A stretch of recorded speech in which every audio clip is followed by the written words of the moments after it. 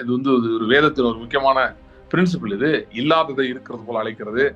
இது வந்து வேதத்தினுடைய பிரின்சிபிள். இது முக்கியமானது. ஒவ்வொருவரும் வாழ வேண்டும் என்று தேவன் வைத்திருக்கிறது.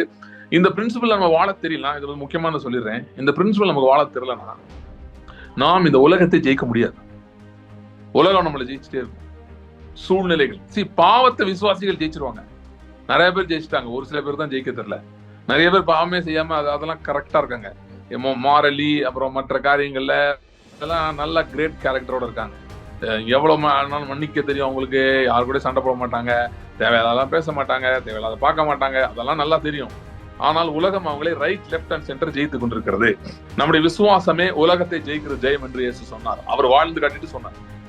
சோ இதுல விசுவாசத்தை கற்றுக்கொள்ள வேண்டியது மிக மிக அவசியமா இருக்கிறது.